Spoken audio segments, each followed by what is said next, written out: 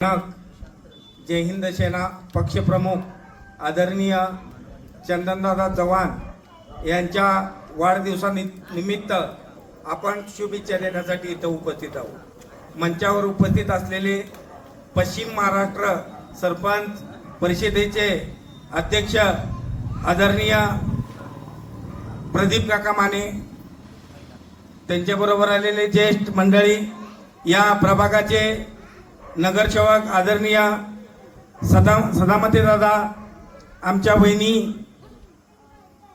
आणि ज्येष्ठ महिला नेत्या पाटोळेताई आणि त्यांच्याबरोबर आलेल्या सावंतताई आणि वाढदिवसानिमित्त विविध सांगली जिल्ह्यातून आलेले आमचे जय हिंद सेना पक्षाचे पदाधिकारी, जय हिंद गुंटेवारी सेनेचे पदाधिकारी, जय हिंद युवा सेनेचे पदाधिकारी आणि कालपासून तमाम महाराष्ट्रातून 24 जिल्ह्यातून दादांना शुभेच्छा देणारे आमच्या जय हिंद पक्षाचे सर्व पदाधिकारी आणि आपण इथं शुभेच्छा देण्यासाठी उपस्थित असलेले सर्व ज्येष्ठ मंडळी, पत्रकार मंडळी आणि आपण सर्व, आज दादांचा वाढदिवस आपण साजरा करत आहोत।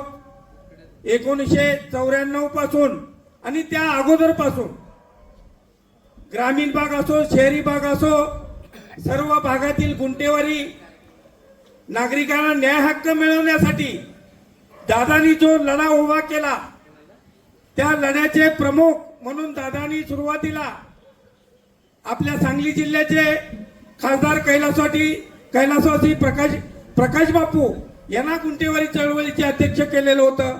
त्याच्यानंतर दादांनी ही धुरा सांभाळून आज गेली 35 वर्षापासून तमाम महाराष्ट्रातील गुंटेवारी धारकांना आपल्या स्वतःची घरं मिळावीत, 7 बाऱ्या सदरी आपल्या घराची नोंद व्हावी, शासनाच्या विविध योजना आपल्याला मिळाव्यात म्हणून दादांनी चळवळीच्या माध्यमातून गुंटेवारी चळवळ उभी केली। काही दिवसानंतर म्हणजेच गेल्या वर्षी फक्त या चळवळीतून लोकांना न्याय मिळणार नाही, आपलं राजकीय सुद्धा कुठेतरी पाठबळ असावं आणि लोकांनी सुद्धा आपल्या पाठीमागे राहावं म्हणून दादांनी जय हिंद सेनेची स्थापना केली।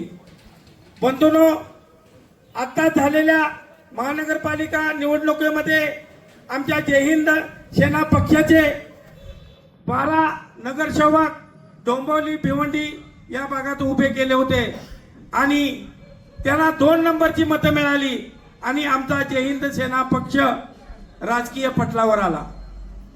दादांच्या खूप मेहनत, श्रम आणि चळवळ अशी प्रसिद्ध झाली की सांगली जिल्ह्यामध्ये त्यांनी हंटरफोड आंदोलन केली, मोर्चे काढले। या मोर्चाचा धसका तमाम महाराष्ट्रातील प्रशासकीय यंत्रणेने घेतला, गुंटेवारीचे कायदे करावे लागले।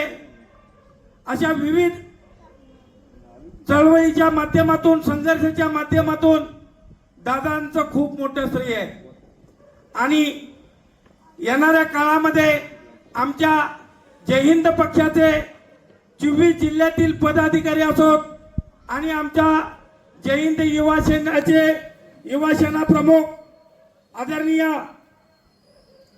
रणजितदादा चव्हाण आणि अंगीकृत संघटना म्हणून जय हिंद गुंटेवारी संघटना, या सर्व जय हिंद पक्षाच्या अंगीकृत संघटना सर्वांनी मिळून आम्ही तमाम महाराष्ट्रामध्ये पक्ष वाढवण्याचा आणि दादांच्या पाठीशी ठामपणे राहण्याचा संकल्प केलेला आहे। दादांना आम्ही जय हिंद गुंटेवारी सेना महाराष्ट्र राज्य, जय हिंद युवा सेना महाराष्ट्र राज्य, जय हिंद सेना पक्ष यांच्या वतीने पुढील आयुष्यासाठी कोटी कोटी शुभेच्छा। धन्यवाद। जय हिंद, जय महाराष्ट्र।